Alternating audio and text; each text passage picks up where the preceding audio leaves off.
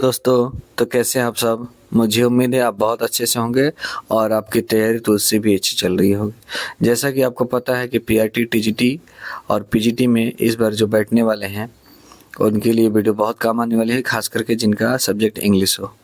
और मैं आपको बता दूं कि ये मैं वीडियो जो भी बनाता हूँ रिवीजन और प्रैक्टिस के पर्पज़ से बनाता हूँ।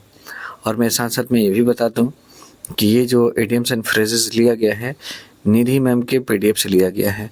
तो इस बात का तो पूरी पॉसिबिलिटी है कि ये जितने भी इडियम्स हैं लगभग इसमें तो 21 तक इडियम्स हम कवर लिखे हैं, लेकिन हम आपको 10 तक ही डील करेंगे क्योंकि वो लंबा वीडियो हो जाएगा। क्योंकि आपके पास पेशेंस भी तो होना चाहिए ना उतना लंबा वीडियो देखने का।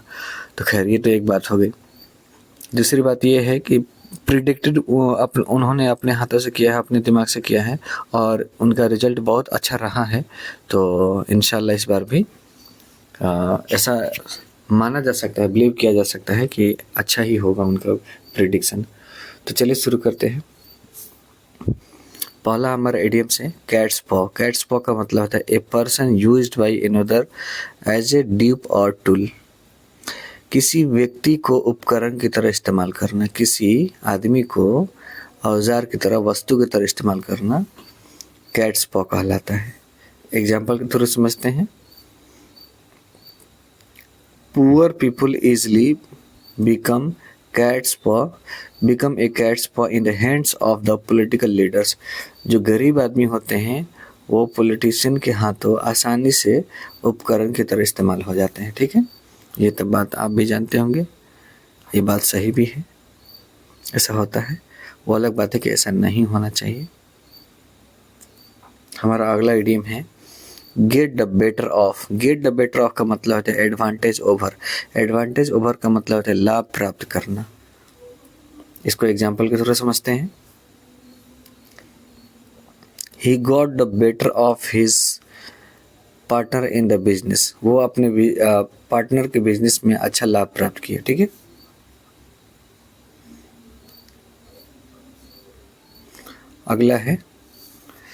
अगला हमारा इडियम्स है body and soul. Body and soul का मतलब होता है इंटायरली। इंटायरली मतलब होता है पूरी तरीके से, माने जी जान लगा देना, किसी चीज़ में जी जान लगा देना। ठीक है ना, ये बोलते हैं शरीर और आत्मा झोंक देना किसी चीज़ को पाने के लिए। वही यहाँ बात है, एग्जाम्पल के थ्रू समझेंगे। She is now committed to her job. यहाँ पे कोमा है। बॉडी एंड सोल मतलब वो इस बार कमिटेड कर चुकी है अपने जॉब के लिए। किस तरह? पूरा जी जान लगा करके कमिटेड कर चुकी है, तय कर चुकी है। अगला हमारा वर्ड है बॉजम फ्रेंड। बॉजम फ्रेंड का मतलब है फास्ट फ्रेंड। फास्ट फ्रेंड का मतलब अच्छा दोस्त होता है, तेज दोस्त नहीं, अच्छा दोस्त जो हर समय में, हर सिचुएशन में काम आता है। ठीक है, एग्जाम्पल के थ्रू समझते हैं। We have been bosom friends since we were kids. जब से हम लोग, माने बचपन से ही, जब हम लोग छोटे थे तब से ही हम लोग अच्छे दोस्त रहे हैं। ठीक है, अगला हमारा इडियम से पुल थ्रू। पुल थ्रू का मतलब रिकवर फ्रॉम इलनेस, यानी बीमारी से उभरना। हाल ही में मतलब बीमार आप पड़े हैं, हॉस्पिटलाइज हुए थे आप और उससे आप उभर गए हैं, तो उस जगह, उस सिचुएशन में हम बोल सकते हैं पुल थ्रू। एग्जाम्पल के थ्रू भी समझते हैं। The psychology of the patient helps him a lot to pull through his illness. इसका मतलब हुआ the psychology of the patient helps him a lot to pull through his illness. इसका मतलब क्या हुआ? एक पेशेंट की जो मनोविज्ञान होता है उसको बहुत सहायता करता है उसकी बीमारी से उभरने के लिए। ठीक है ना, जब आप सोच लेते हैं कि आपको बुखार लगा है तो वाकई अब बुखार जैसा फील होता है। अगर आप सोच लेंगे कि हमें कुछ नहीं हुआ है तो वाकई बहुत वो हेल्प करते हैं आपके स्वास्थ्य में। ठीक है, कुल मिला कहने मतलब ये है। ठीक है, अगला है बाई हुक और बाई क्रूक। इसका मतलब होता है बाई एनी मीन्स, राइट और रॉन्ग, माने किसी भी तरीके से, गलत या सही, बस कर देना है तो कर देना है, नहीं बोलते हैं, ठान लिए हैं। एग्जाम्पल देखते हैं इसको। My car broke down. Broke down मतलब होता है खराब हो जाना, आउट ऑफ ऑर्डर। ठीक है ना, but I will get there by hook और बाय क्रूक। मेरा कार खराब हो गई बट फिर भी मैं कैसे भी वहां करके पहुंचूंगा। ठीक है,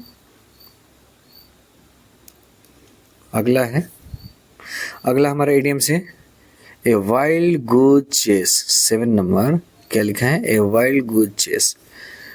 देखिए, वाइल्ड का मतलब जंगली होता है, गूज का मतलब हंस से रिलेटेड है, फीमेल या मेल, ये तो आप कमेंट करके बताएंगे। चेस का मतलब पीछा, यानी कि जंगली जो हंस होता है उसको पीछा करेंगे, वो पकड़ में नहीं आएगा। पकड़ में नहीं आएगा तो आपका प्रयास क्या होगा, निष्फल हो गया, यानी निष्फल कार्य। ये लिखा है फ्रूटलेस टास्क एंडिवियर। एंडिवियर मतलब प्रयास करना होता है। ठीक है, इसको एग्जाम्पल के थ्रू भी समझते हैं कि her trying to go abroad for study is wild goose chase. एक लड़की है, उसका मतलब उसके बारे में लिखा है कि उसका अब्रॉड जाने की कोशिश, एजुकेशन मतलब पढ़ाई के लिए, वो क्या हो गया, निष्फल कार्य प्रयास हुआ। यानी कि पेरेंट्स से या फिर अपने गार्जियन जो भी होंगे, बड़े भैया पापा मम्मी से अलाउ करवाने के लिए वो बहुत कोशिश कर रही होगी कि अलाउ कर दे, एटलीस्ट उसको अलाउ नहीं हुआ होगा। तो उस सिचुएशन में ये बहुत ही परफेक्ट एग्जाम्पल बैठता है। ठीक है, बहुत कोशिश की होगी अपनी पढ़ाई के लिए, बाहर जाने के लिए, लेकिन अंत में क्या हुआ, उसको परमिशन नहीं मिलता है, तो उसका सारा प्रयास किया हुआ निष्फल हो गया। Fruitless task. अगला हमारा इडियम से cut the both ways. Cut the both ways का मतलब होता है argue in favour of both side. इन दो लोगों के बीच में जब बहस हो रही है, दोनों में पक्ष रखना, माने दोनों के पक्षों में पक्ष रखना। ठीक है, मैंने दोनों साइड बोलना। दोनों साइड इसलिए बोला जा सकता है क्योंकि आप सच बोल रहे हो, तो दो अगर पार्टीज हैं तो दोनों ही कुछ न कुछ सच बोल सकती हैं, तो इसलिए दोनों तरफ बोला जा सकता है। यही तो होता है निष्पक्षता। आप एक ही साइड बोल रहे हो तो आप निष्पक्ष नहीं हो। एग्जाम्पल देखते हैं इसका। Watching TV cuts both ways. जब आप टीवी देखते हैं तो आप दोनों पक्ष में मतलब आप तैयार हो रहे होते हैं। कैसे? It makes people know what is real going on. ठीक है, it makes people know what is real going on but it also make them addicted.